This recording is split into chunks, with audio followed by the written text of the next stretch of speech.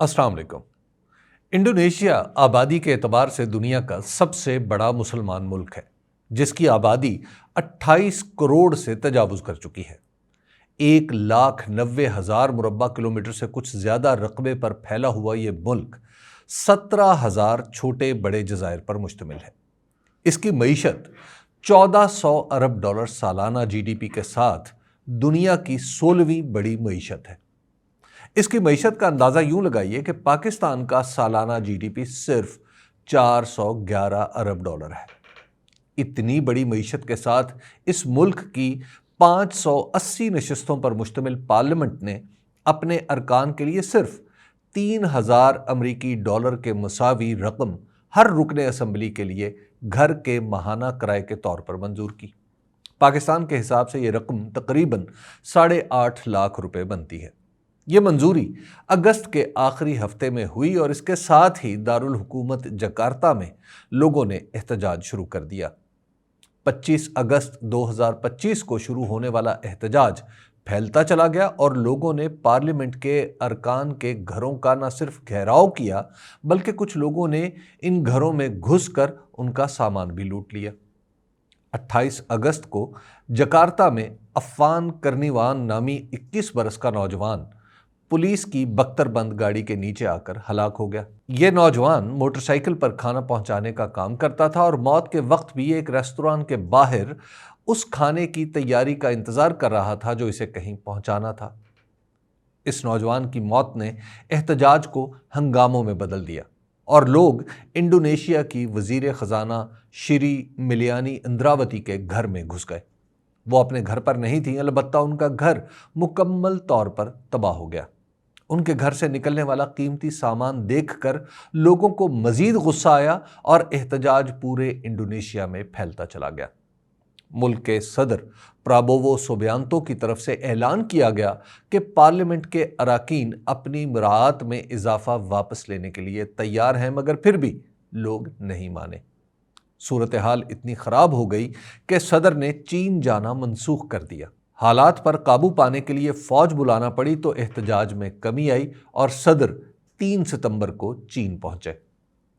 Indonesia में यकायक उभरने वाला एहतजाज अब तहरीक की शक्ल इख्तियार करता चला जा रहा है। सियासी जमातें कुछ नहीं कर पा रही क्योंकि लोग खुद ही मुनज़्ज़म होकर अपने मुतालबात पेश कर रहे हैं। इब्तदाई दिनों में तो हर ग्रोह ने अपने अपने मुतालबात की फहरिस्त पेश की थी, लेकिन अब 25 मुतालबात की एक ऐसी फहरिस्त सामने आ गई है जिस पर एहतजाज करने वाले सभी लोग मुत्तफिक हैं। इस फहरिस्त को 17+8 का नाम दिया गया है। 17 की मुनासबत इंडोनेशिया के कौमी दिन 17 अगस्त के साथ है। 17 मुतालबात वो हैं जो फौरी तौर पर पूरे हो सकते हैं, जबकि दीगर 8 मुतालबात पूरे होने में 1 साल का वक्त दिया गया है। इन मुतालबात में सियासी निज़ाम की इस्लाह, फ़ौज का किरदार, पुलिस का रवैया और बुनियादी उजरत में इजाफा सभी कुछ शामिल है। अगरचे इस तहरीक में इंडोनेशिया का हर तबका शामिल है, लेकिन ख़वातीन और नौजवान तलबा ही एहतजाज की जान है। ख़वातीन हाथों में झाड़ू लिए सड़कों पर आकर मुतालबा कर रही हैं कि रियासती इदारों की हुदूद का तयन किया जाए और करप्शन में मुलव्विस हुकूमती एहलकारों को सख्त सज़ा दी जाए। इंडोनेशिया में यकायक जन्म लेने वाली इस तहरीक ने माहिरीन सियासियात को उलझन में डाल दिया है। बार बार एक ही सवाल उठ रहा है कि आखिर तरक्की करती हुई मईशत के बावजूद ये एहतजाजी तहरीक क्यों बर्पा हुई। इस सवाल का जवाब उन 25 मुतालबात में छुपा है। इन मुतालबात में कोई एक भी मुआशी नोयत का नहीं, बल्कि सब के सब मुल्की इंतज़ाम को दुरुस्त करने के बारे में है। इस अवामी तहरीक का नारा है, निज़ाम को दुरुस्त करो।